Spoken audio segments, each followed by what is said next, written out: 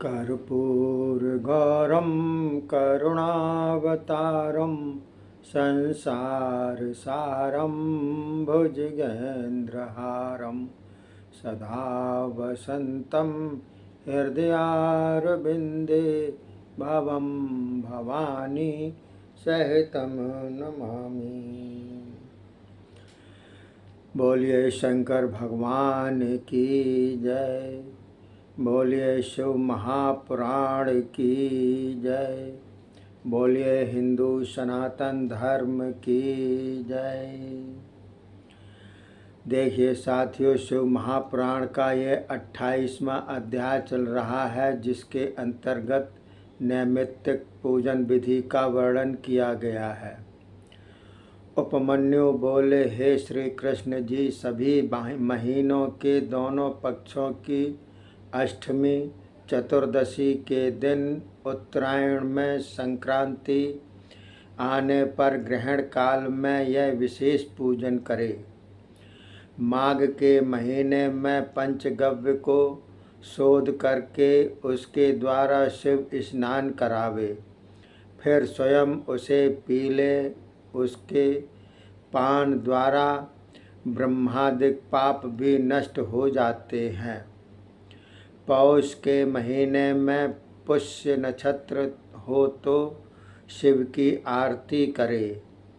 माघ महीने के मघा नक्षत्र में कम्बल घृत का दान करे।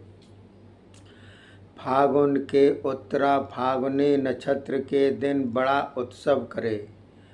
चैत्र के चित्रा नक्षत्र में शिवजी के ढोला उत्सव को करे। वैशाख के विशाखा नक्षत्र में फूल मंडली का उत्सव करे। जेठ के मूला नक्षत्र में शीतल जल का कुंभ दान करे। आषाढ़ के उत्तराषाढ़ में पवित्रा धारण करे। श्रवण नक्षत्र में प्राकृत प्रकार के सभी मंडल बनाकर पूजन करे। श्रवण नक्षत्र हो, उत्तरा भाद्रपद नक्षत्र हो, उसमें प्रोक्षण करे। पूर्वाषाढ़ नक्षत्र में जल क्रीड़ा होनी चाहिए। आशोज में खीर भोजन हो।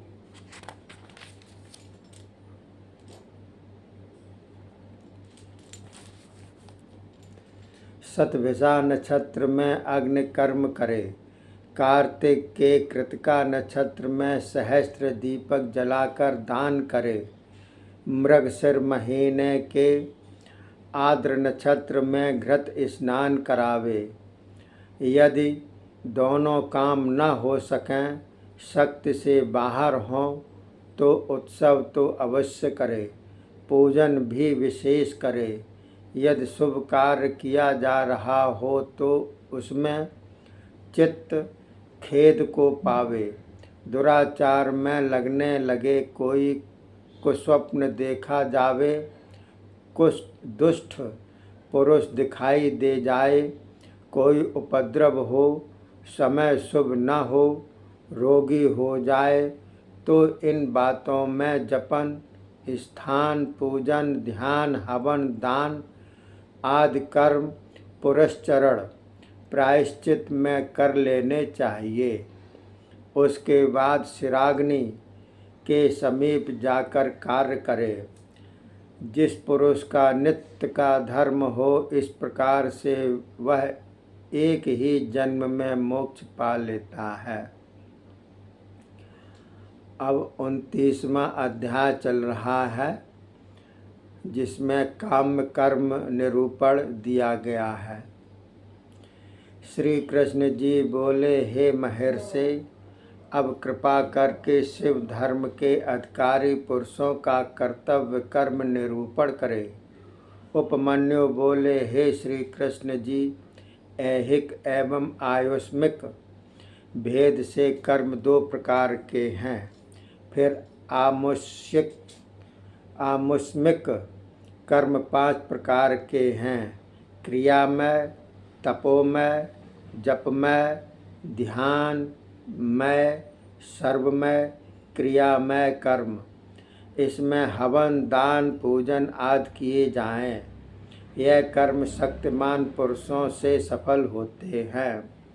यह शक्ति भगवान शंकर की आज्ञा ही मुख्य है। इसी कारण शिव आज्ञा पालक पुरुष का कर्तव्य है। वही पुरुष काम्य कर्म करे। यह काम्य कर्म तो इस लोक तथा परलोक दोनों लोकों में फलदायक हैं। शिव एवं महेश्वर एक ही हैं। ज्ञान यज्ञ कर्ता शिव भक्त हैं। कर्म यज्ञ कर्ता भक्त माहेश्वर हैं। तभी तो आभ्यंतर कर्म शैव तथा बाह्य कर्म माहेश्वर हैं। गंध रस वर्ण आदि द्वारा भूमि परीक्षा करके मन चाहे विलान पूर्ति के लिए पृथ्वी के पृष्ठ पर प्रथम पूर्व दिशा की उत्पत्ति करे। वहाँ पर 1 हाथ अथवा 2 हाथ मंडल रचे। फिर पहले की विधि से महेश्वर को पूजे। उसके बाद 3 तत्व से मुक्त साक्षात विद्या मूर्ति सदाशिव का परम शक्ति द्वारा आवाहन करके 5 उपकरणों के साथ साथ पूजन करे। उसके बाद 5 आवरणों का पूजन आरंभ करे। आवरण पूजन अब विधान दिया गया है। इसमें उपमन्यु बोले, हे श्री कृष्ण जी, सर्वप्रथम सदाशिव के दक्षिण की ओर गणनायक, बाईं ओर कार्तिकेय स्वामी एवं चारों ओर ईशान से लेकर सद्योजात तक क्रमशः इनको पूजे। फिर द्वितीय आवरण में पूर्व दिशा के पत्र में अनंत बाईं ओर और उसकी शक्ति दाईं ओर शक्ति के साथ सूक्ष्म तत्व, पश्चिम की ओर शक्ति सहित शिव, उत्तर दिशा में एक नेत्र, ईशान कोण के एक दल में शक्ति सहित रुद्र इत्यादि क्रमशः पूजे। तृतीय आवरण में क्रमशः 8 मूर्तियों को पूजे। फिर क्रमानुसार महादेव आदि 11 मूर्तियों को शक्ति सहित पूजे। उस स्थान पर अग्निकोण से आरंभ करके 8 प्रतिमाओं को पूजे। फिर देव देव ईशान भवोद्भव को अग्निकोण तथा पूर्व में दोनों के मध्य में पूजे। उसी आवरण में वृषेंद्र को पूजे।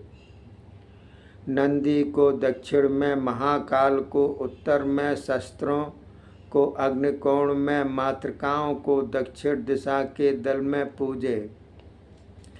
गणपति जी को नैऋत्य कोण में पूजे। कार्तिक स्वामी को पश्चिम दिशा में, ज्येष्ठा को वायव्य में, गौरी जी को उत्तर में, चंड को ईशान कोण में पूजे। फिर चौथे आवरण में प्रथम ध्यान करे।